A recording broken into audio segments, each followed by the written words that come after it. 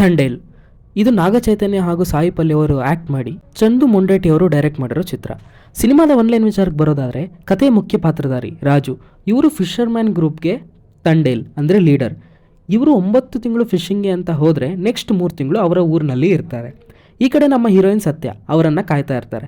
And ಇವರಿಬ್ಬರು ತುಂಬ ಡೀಪಾಗಿ ಲವಲ್ಲಿ ಇರ್ತಾರೆ. ಹೀಗಿರುವಾಗ ರಾಜು ಅವರು ಫಿಶಿಂಗ್ಗೆ ಅಂತ ಹೋದಾಗ ಪಾಕಿಸ್ತಾನದಲ್ಲಿ ಸಿಕ್ಕಾಕೊಳ್ತಾರೆ. ಅವರು ಮತ್ತೆ ವಾಪಸ್ ಬಂದ್ರ. ಆ್ಯಂಡ್ ಈ ಕಡೆ ಸತ್ಯ ಈ ವಿಷಯವನ್ನು ಹೇಗೆ ಸ್ವೀಕರಿಸಿದ್ರು, ಇವರು ಏನು ಮಾಡಿದರು ಅಂತೆಲ್ಲ ನೋಡೋಕ್ಕೆ ನೀವು ಸಿನಿಮಾನೇ ನೋಡಬೇಕು. ಸಿನಿಮಾದಲ್ಲಿ ನನಗಿಷ್ಟ ಆಗಿದ್ದು ಫಸ್ಟ್ ಫ್ರೇಮಿಂದನೇ ಇವರಿಬ್ಬರು ಎಷ್ಟು ಲವಲ್ಲಿ ಇದ್ದಾರೆ, ಇವರಿಬ್ಬರ ಕನೆಕ್ಷನ್ ಎಂತಹದ್ದು, ಅಲ್ಲಿರೋ ವರ್ಲ್ಡ್ ಎಂತಹದ್ದು ಅಂತ ಚೆನ್ನಾಗಿ ಇಂಟ್ರೊಡ್ಯೂಸ್ ಮಾಡ್ತಾರೆ. ಫಸ್ಟ್ 2 ಸಾಂಗ್ ಚೆನ್ನಾಗಿರೋದ್ರಿಂದ ಕತೆ ಮುಂದಕ್ಕೆ ಹೋಗದೇ ಇದ್ದರೂ ಕೂಡ ಕನೆಕ್ಟ್ ಆಗೇ ಇರ್ತೀವಿ. ಈ ಕಥೆಯ ಮೇನ್ ಪಾರ್ಟ್ಗೆ ತಗೊಂಡು ಹೋಗೋಕೆ ಯಾವ್ಯಾವ ಎಲಿಮೆಂಟ್ಸ್ ಬೇಕೋ ಅದನ್ನೆಲ್ಲ ಸೆಟಲ್ ಆಗಿ ಇಂಟ್ರೊಡ್ಯೂಸ್ ಮಾಡ್ತಾರೆ.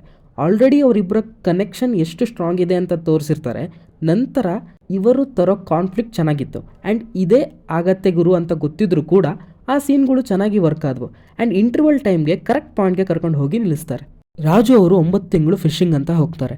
3 ತಿಂಗಳು ಇವರ ಊರಿನಲ್ಲಿ ಜೀವನ ಮಾಡ್ತಾರೆ. ಇದನ್ನು ಪ್ರೆಸೆಂಟ್ ಮಾಡಿರೋ ರೀತಿ ತುಂಬ ಚೆನ್ನಾಗಿದೆ.